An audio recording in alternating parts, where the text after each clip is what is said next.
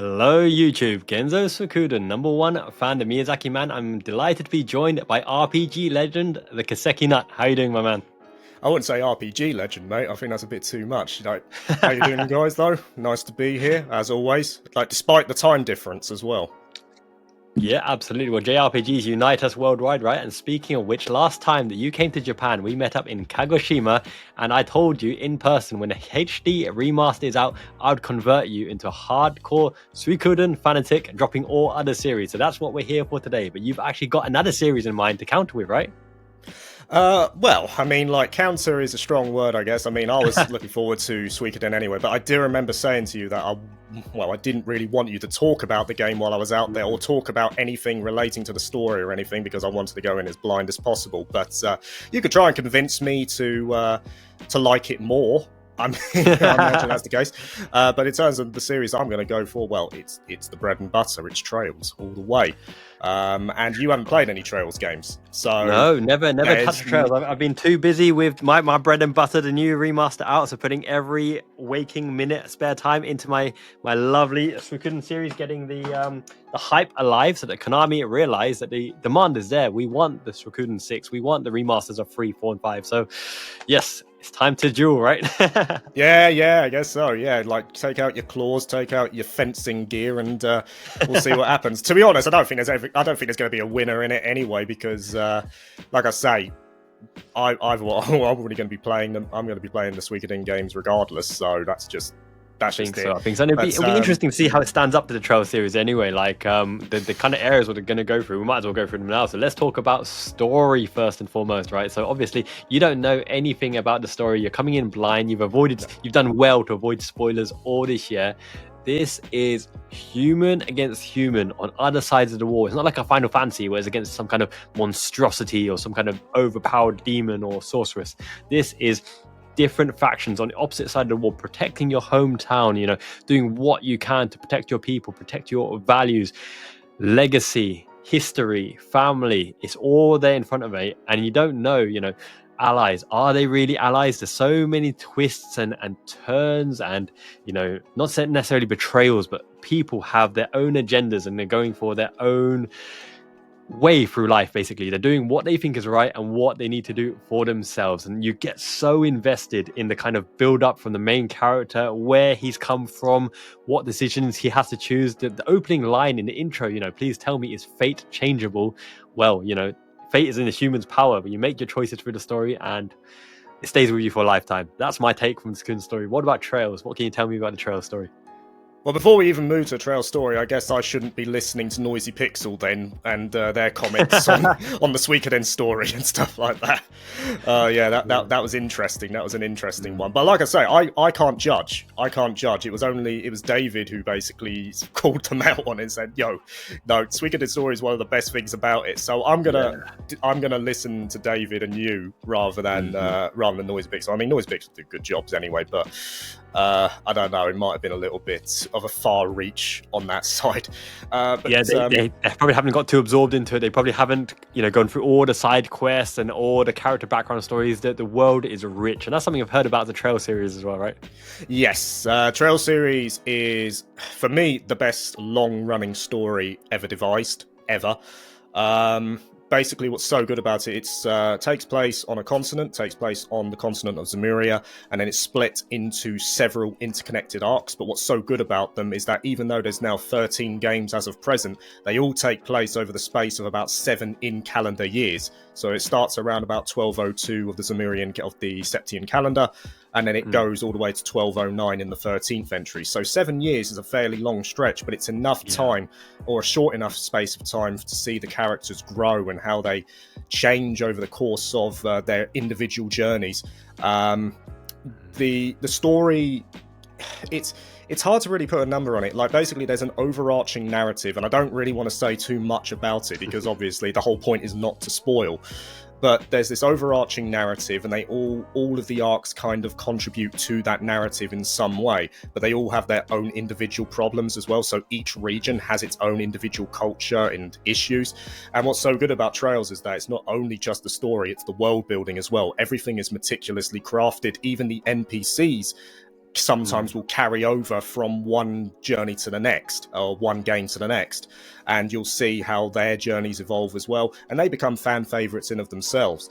So the Trails series for me, like, I know it's probably going to come down to something emotional, like an emotional attachment, but for me, no other game has made me feel like the Trails series has, or no other series has made me feel like the Trails series has.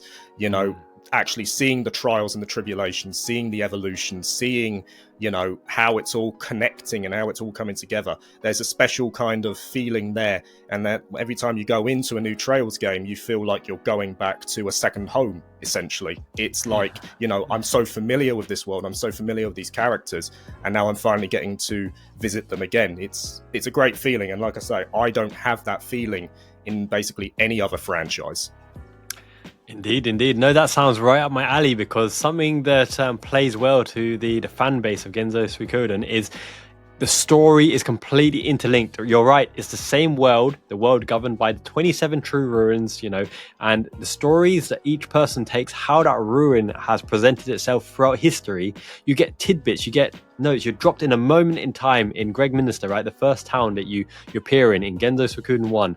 The next game is the prologue afterwards, direct prologue as well. Then number 3 is a little bit wayward in the future. You see some of the characters grow up slightly, right? And I recognize him. He's got a resemblance. Oh, it is that character. But sometimes the allegiances, as I mentioned, you don't know which side they're on and which side they're representing and what their end goals are. And when you go to number 4, it's way back in the past. And you're kind of like, this kind of laid down the foundation for what became of the world in Genzo Suikoden 1. Now you're starting to understand, but hang on a minute, why are some of these characters, how did they appear so far back in history? That's not right. What's going on here? So you've got to kind of piece things together in your mind. Right, they've been dropping hints throughout the whole series. Maybe that's why they're appearing there. Is it an ancestor? Is it that direct person? Is it to do with a ruin? And then number 5 as well is in between number 4 and number 1 as well. So strategically placed, and with the new gacha game coming out, in between number 5 and number 1 as well. Literally, you're getting more and more pieces of the puzzle unraveling. You think you know it all, but certain, you know, moments in time probably defined why the characters are the way they are in the current series. And what really is a memorable takeaway, and I listened to it while working as well, is the music. My goodness. Miki Higashino did immense. The Genzo Suikoden OST is a 4 CD full-on soundtrack with some of the most Celtic, beautiful Asian theme. When you hear like 2 rivers separating different races, when you hear the theme of a moonlit night, you're reminded back into when the main characters have, you know, those really important dialogues and talking about their hopes and dreams for the future, the battles, the emotional scenes, and there are so many emotional scenes. So when you hear the music, your heartstrings are torn straight away. And when you go to the Tokyo concerts as well, it's like you're a kid again, man. I'm bawling my eyes. I'm next to a Yakuza member, I'm next to an old granny, and all 3 of us are just bawling our eyes out at the orchestra. Are there Trails orchestras as well live? Are there any events? I mean, there's performances by the JDK band every now and then. Like the JDK band is basically like contractors. They used to be really important in terms of like the connection between Falcom and these contractors, so to speak. But it's like they're still there, so to speak, but not to the same extent that they used to be. But that's not taking away from the music of Trails. Like the music of Falcom in general, like Neon Falcom make amazing music. Sound Team JDK make amazing music. That carried over from the East series, because the East series came, you know, generally before the Trails series did. And the East series was always known for a synth rock style. And then Trails came in and it kind of carried over some of that synth rock material, but it also made some of the most fantastical tunes that you're going to listen to as well. Some of the most heartfelt and engaging tunes that you can listen to. Stuff like Silver Will from Trails in the Sky, or As Your Arbitrator from Asia, or even Trails of Cold Steel also had a bunch of excellent tunes as well. Whether you be in the comforting area of Trista for the first time and you're really getting used to your school life, or in Cold Steel 4 where it's it's all kind of coming to head, especially up towards the climax. I still remember, beating the final boss of Cold Steel 4, seeing the ending of Cold Steel 4, and then the music kicked in, a very long song, I think it's around about 6 minutes or something like that, but it's such a good song for that particular moment and that particular mood that you're in, that you've kind of, these characters, Reen in particular, he's kind of overcome the trials and the tribulations and all this kind of stuff, or so you think, and it's just kind of serenading you through music alone, that this journey is effectively done, or so to speak, or like the trial has been overcome, the barrier's been overcome. And Trails has so much excellent music, which is something that I always look for anyway. Like, OST is very important to me in any game. That goes all the way back to my years of growing up when I was playing games like Sonic Adventure and all that, which had amazing OSTs too. OST is probably the second most important thing for me, and I dare say that's another reason why I latched onto the Trails series, because most of the time their OSTs don't miss at all. Yeah, no, I hear you completely. Like, it has the ability to change your mood instantly when that recognizable tune comes on somewhere. You're like, I know it. The guitar for the theme of sadness, even reminiscence, right, from a piano theme. You'll know exactly what I'm talking about, being a UK boy. GCSE music, I don't know how I ended up in that. I can't play an instrument, but I learned a Genzo Suikoden Reminiscence song on the piano, and I got an A. I just blasted that out, end of term. That's pretty insane. I mean, like, thankfully we did have GCSE music, but it wasn't compulsory. For some reason, we did have some compulsory GCSEs, like religious education, but music wasn't one of them. And thank God music wasn't one of them at the time, because at that time as well, I didn't play any instruments. And I don't think I could learn how to do it either, because I don't have that. I didn't have that rhythm, or innate rhythm.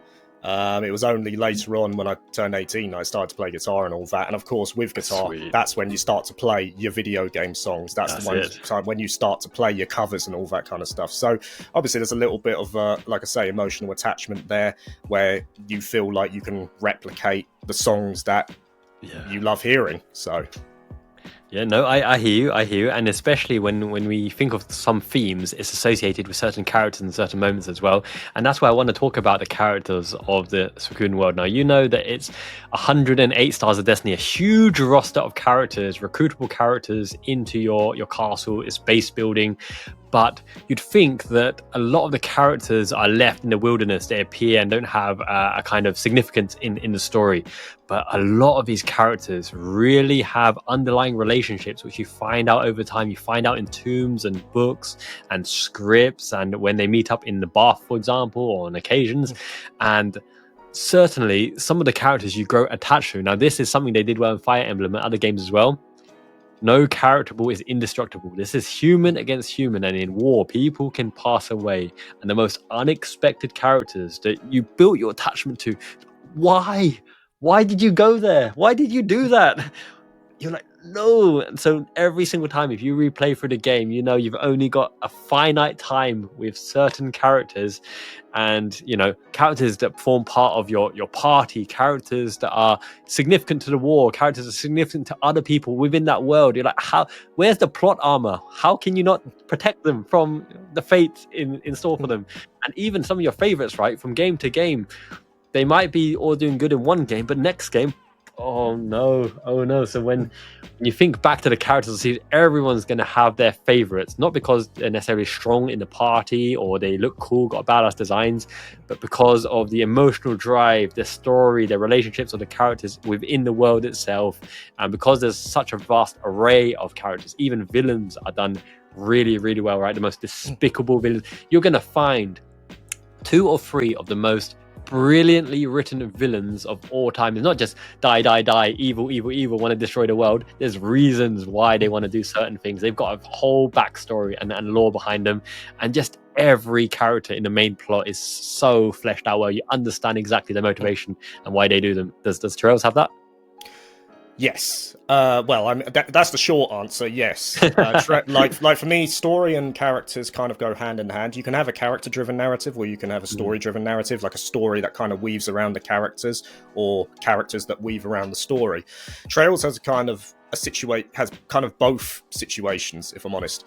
But what I will say is that because there's such a wide array of characters in Trails anyway, you've got a huge amount of them across all the different arcs. Like I say, 4 different arcs. You maybe got about 15 to 20 new characters that are introduced in each new arc, so to speak, potentially. So there's a personality there for everyone. But what is so good about it is because, again, it's that interconnected story. There are characters who will appear in one arc and then they'll move on to another one. Their story doesn't end in one arc. It will continue into a next one, or it'll continue. Like, there's actually a character who's my personal favorite character in the entirety of Trails, who started right at around the 2nd game, and she's still being referenced. Well, not referenced, she's still a part of the games even 10 games later. So that's what's so good about it. And like I say, it's part of it is the human qualities they have. You know, you can relate to the issues they're having. You can relate to their growth. Like, for example, Estelle is often seen as the best protagonist for us, at least in the Trail series. At least in the West, she's normally considered to be the best one. And part of it is her growth, because she starts off quite immature, and then she kind of grows into someone more, like, she still has that kind of gung-ho attitude to her, but she becomes more mature over time, more emotionally mature. She knows what to say and what to do. And that's why people, you know, grow to love these characters, because they have that familiarity. They can relate to them as well. And again, the villains too. Trails, again, has one of my favorite villains in any game, in any series whatsoever. I mean, like, again, it's the backstory, but what makes a great villain for me is that they're multifaceted. It's not like, it's good to have characters, it's good to have bad characters who are despicable. It's good to have antagonists who are despicable, who have problems and stuff like that, who you just love to hate. But Trails has characters who have that backstory as well. It has the characters who you're like, maybe I can kind of understand why they did that. And that's what's so good about it. If you can relate to an antagonist and understand why they did it and acknowledge why they did it, I think that's a well-written character. And Trails has plenty of those types of characters. But on the other side, it also has a lot of the despicable characters as well. The ones that you're like, yeah, okay, right, I'll be glad to see this person bite the dust eventually, whenever that happens. So, yeah, Trails, like I say, known for its story. And it's definitely known for its characters as well. Like, there are, I'd say, if I were to compile a list of like top 10 characters in any JRPG, I'd say at least 5 of the spots are taken by a Trails character, at least. Nice. So, and you know me, I love my anime kind of tropes, right? Where there's like a big build up to a moment in time where the villain ultimately gets their comeuppance, right? But so many things have to happen. Like, the main villain in so many of the animes, Kimetsu no Yaiba, Demon Slayer, or Attack on Titan, all the kind of things, they're so hard to pin down and finally KO, right? In Genzo Suikoden, about 2 villains, you know, like demons, vampires, and all this kind of thing, they're so hard to put away permanently. There's like a moment in time where the stars aligned, where like 3 key things have to happen by chance, by destiny, all concludes massively, where, you know, it feels like all is lost, and then you're like, oh my god, I can't believe they managed to get all those stars aligned in the same place. Does Trails have that big payoff? It's called payoff, isn't it? Does it have like a big payoff against the villain? Yes, 100%. I think people will notice very quickly, like, there's a lot of parallels between Trails and Suikoden, and payoff is another one of them. What I've always likened Trails to, or a Trails game to, is that a lot of their games are like a candle. They burn and they flicker and slowly kind of, you know, burgeon over time, but then eventually they just explode.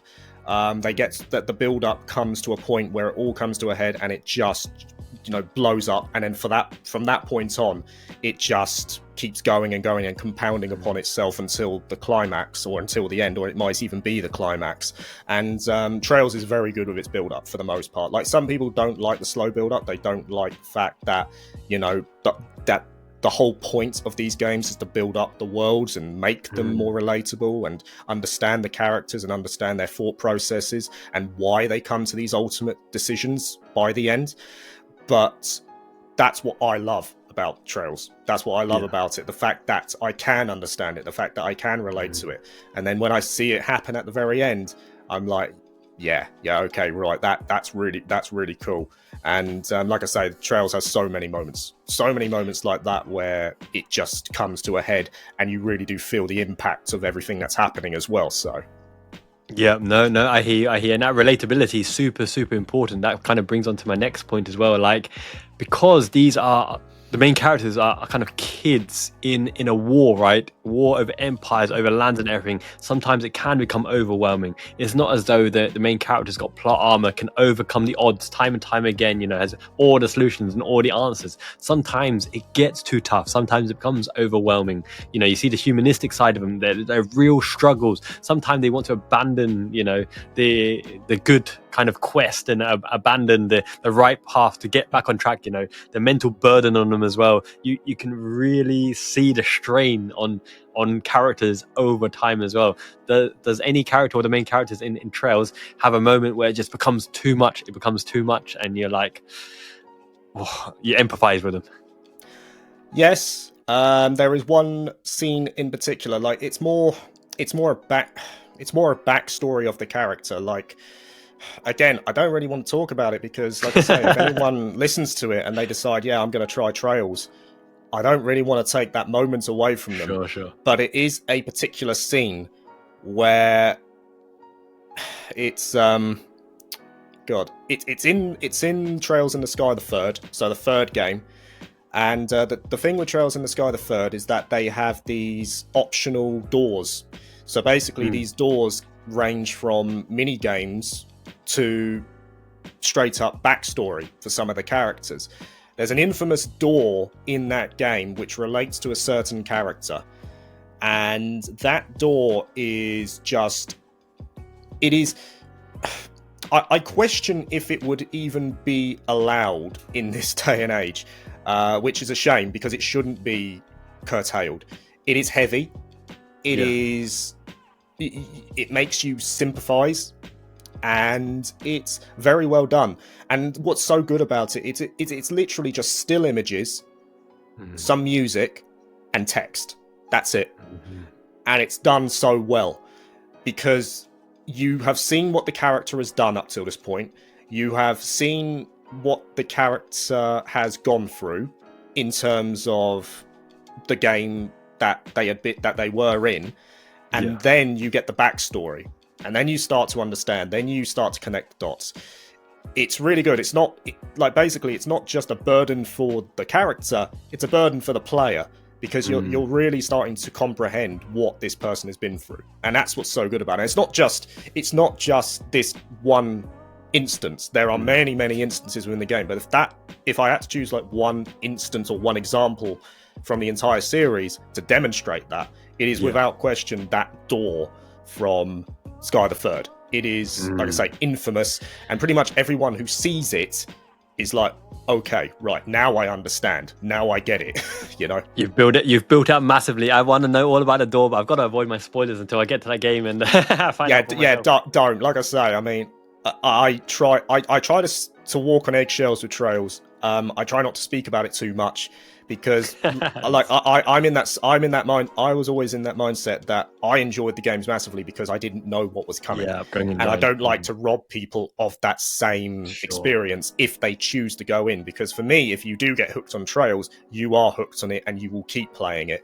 But I don't want to be taking that away from anyone, and I'm sure you don't want to be doing it for Suikoden either, which is thankfully what you didn't do in Japan. You kept scum about it, and you basically just said, yeah, I'm excited, you'll love it, you're going to be excited, and I appreciate that because now I can go in, like I say, blind as, and enjoy it for what they are.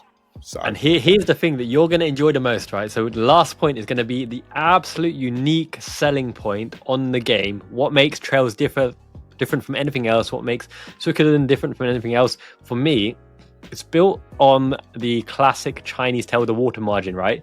The thieves of the marsh overthrowing a corrupt empire. But the thing that's important is the recruitment of the characters into your castle. The many different characters.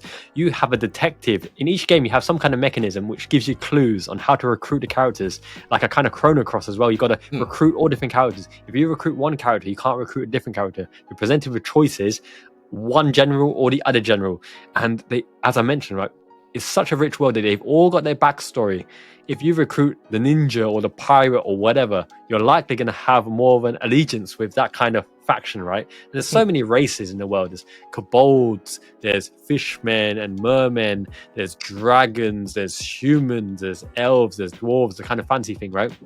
So really, the world's your oyster on compiling the party, compiling the members that you want, but they all actually have a function in your castle as well. Some unlock mini games, some unlock new shops, some unlock, like taverns and entertainment and other things. And literally, going through the game first time blind without a guide, I'm assuming you can do it without a guide, see who you can pick up, see what clues you can get to get your man. And is it because you've worked so hard to get them that they've got to be in your party? Is it because the design is so cool, the weapon's so cool that they've got to be in your party? It's not just the 6 versus enemy. You've got the war map as well. You've got one-to-one duels. You've got lots of different modes as well. It's going to be so interesting how you've come about combining your party, knowing that they've all got a backstory. Sometimes you have to include a character to start their side quest because they might be in for retribution. They might want to go to a particular location. They might want to do a particular task as well.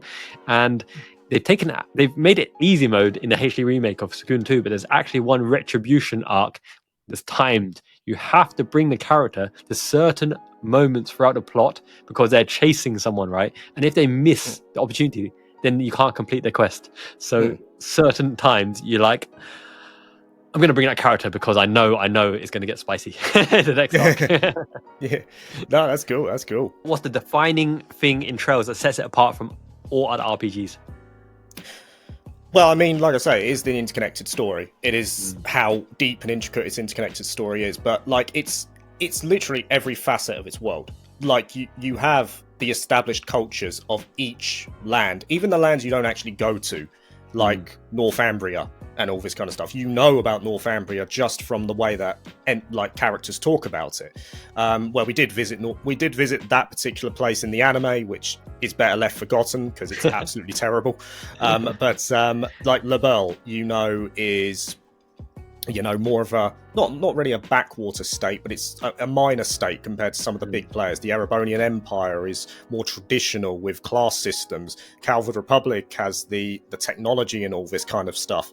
Crossbell has the unique geopolitical situation, and that's what makes it so good, because it's so meticulously crafted. Every aspect of the world is alive, even in side quests. Even in some of the side quests, like, there's a lot of optional content which may seem meaningless because, you think side quest, okay, fair enough, what reward am I going to get from it? In Trails, it's a lot more than just that. They add to the stories of certain characters. There's one in particular that comes to mind where there's a set of characters in Trails in the Sky who seemingly don't get much of a story to them. They appear every now and then, but they don't get much to them. But then you go into Crossbell and you play one of the side quests, and it is literally a full-on backstory to what happened to them and how they ended up in the position that they found themselves in Trails in the Sky. And it's what's so good about it. You get a full-on backstory to a set of characters that you would have missed if you missed that optional content. Now, some people are going to say, look, I would prefer to have the story of these characters. I would prefer to have the story of these characters and know about it, and to a point I agree. I would like to have the full-on backstory for all the characters rather than have it locked in behind optional content.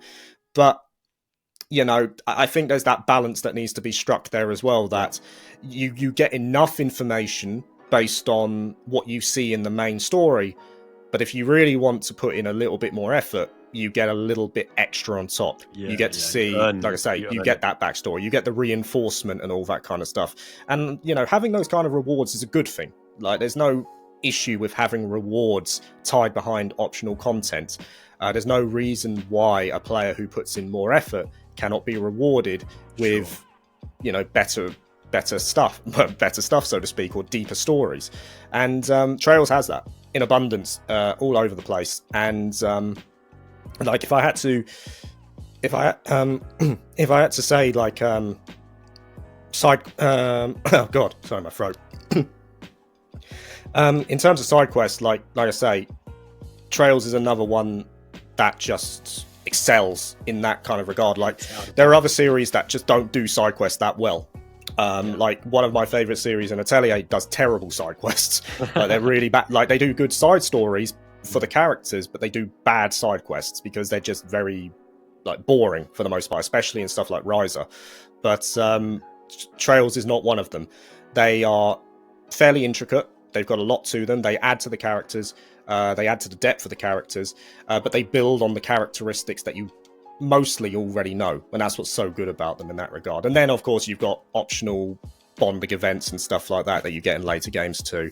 So yeah, it's tough to really say because the Trails series isn't really unique in terms of being a JRPG contemporary to others. Sure. You know, it still has that focus on story. It still has all this kind of, you know, the focus on story. It has the turn-based combat. It has the great music, all this kind of stuff, the stylized approach. But what really sets it apart is its intricate story, how it all connects.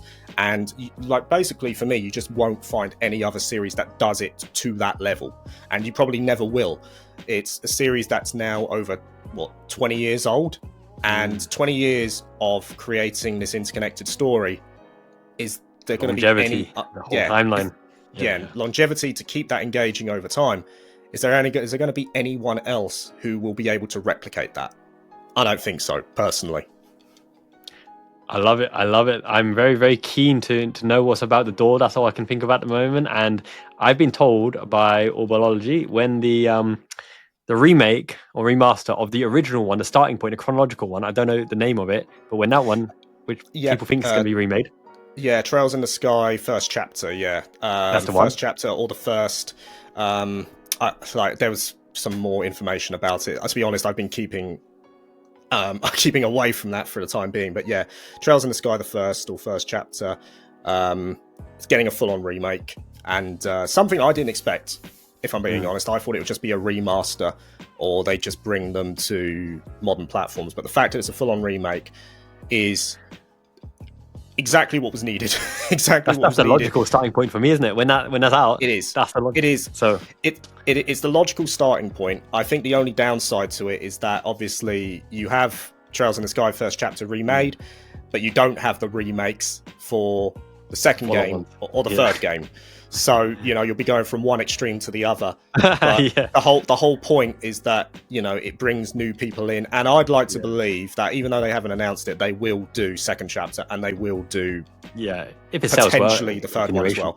They've said that if the game sells well, they'll do the remakes.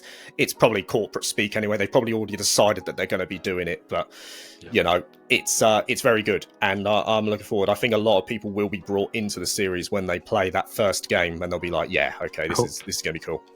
Absolutely. I agree with you. And I think exactly the same for the Genzo Suikoden world, right? Konami have finally woken up with the Kickstarter for Eiyuden Chronicles, seeing, you know, the successful backing behind that, the appetite in the world for it, the tickets for the concerts sold out in Japan, or the merchandise flying off the shelves, or the lotteries and raffles from that clock, etc. completely sold out as well. They're seeing it's more than just pachinko machines and leaving series like Castlevania in the dust or anything. Revive the series that has an appetite and fan base. It's the time for JRPG fans, and I think when are you starting Genzo Suikoden HD remaster?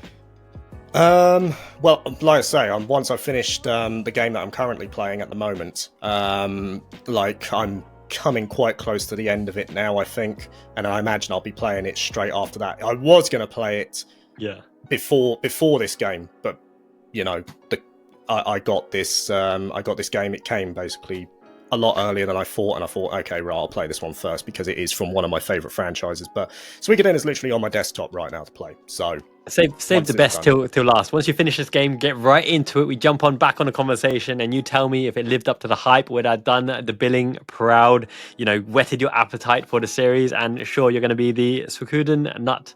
afterwards. Potentially, I mean, like at the moment, I mean, like I'm kind of veering over to other franchises and stuff like that. Like I say, I mean, it's not just Trails nowadays. It's Ys, it's Atelier, Yakuza. I think is going to be in there as well, or Like a Dragon. So you know, Suikoden could be another one. Who knows? Love it. Good man. Thank you so much for joining me. Hope you guys, everyone, entertained by that episode. Make sure you subscribe to the Kiseki Nut if you haven't already. Good man. Have a good one. Take it easy. Thanks, mate. Cheers. Okay.